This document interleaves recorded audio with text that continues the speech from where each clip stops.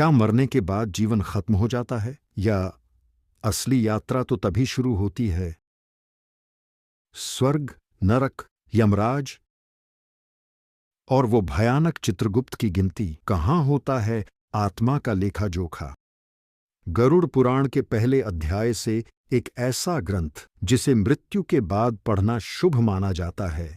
आज हम शुरुआत करेंगे। इन सभी रहस्यों से पर्दा उठाता है गरुड़ पुराण, और जीवन में पढ़ना ज्ञान का सागर खोल दे।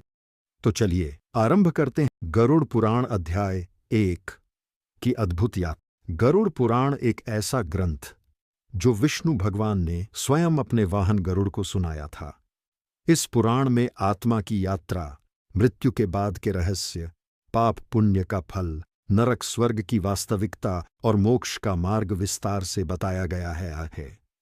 पहले अध्याय की शुरुआत होती है गरुड़ जी के एक गंभीर प्रश्न से।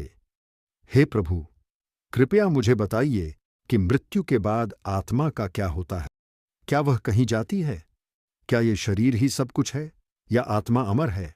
यह प्रश्न मानव सभ्यता के सबसे प्राचीन और जटिल सवालों में से एक है। भगवान विष्णु उत्तर देते हैं, हे गरुड़ सुनो, जो जन्मा है उसका मरना निश्चित है, परंतु मृत्यु अंत नहीं, बल्कि एक बदलाव है, एक अवस्था से दूसरी अवस्था।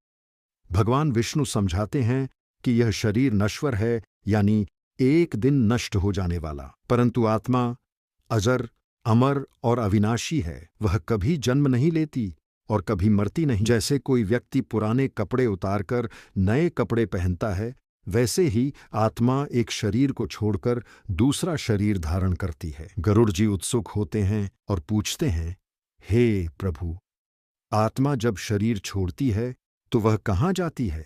उसे स्वर्ग मिलता है या नरक, और यह कैसे तय होता है? भगवान विष्णु कहते हैं, यह सब निर्भर करता है उस जीव ने अपने जीवन में कौन से कर्म किए हैं। यदि उसने सच्चाई, सेवा, दया, धर्म और भक्ति से जीवन जिया है तो उसे स्वर्गलोक प्राप्त होता है, और यदि उसने पाप, धोखा, हिंसा और अधर्म का मार्ग चुना है तो उसे जाना पड़ता है नरक की ओर। भगवान विष्णु बताते हैं कि मृत्यु के तुरंत बाद यमदूत आत्मा को लेकर यमलोक की ओर जाते हैं। वहां चित्रगुप्त द्वारा उस जीव के कर्मों का पूरा हिसाब किया जाता है। हर छोटे बड़े कर्म की गिनती होती है, चाहे वह एक तिनका हटाना हो या किसी का दिल दुखाना। अब गरुड़ जी पूछते हैं, प्रभु, क्या इस जीवन में कुछ ऐसा किया जा सकता है जिससे मृत्यु के बाद की पीड़ा से बचा जा सके? भगवान विष्णु उत्तर देते हैं, हां गरुड़, यही तो इस जीवन का उद्देश्य है, अपने कर्मों को सुधारना। जो सत्कर्म करता है वह मृत्यु के बाद भी शांति को प्राप्त करता है। पहले अध्याय का सार यह है, जीवन का उद्देश्य केवल भोग नहीं, बल्कि आत्मा की शुद्धि की बातें है।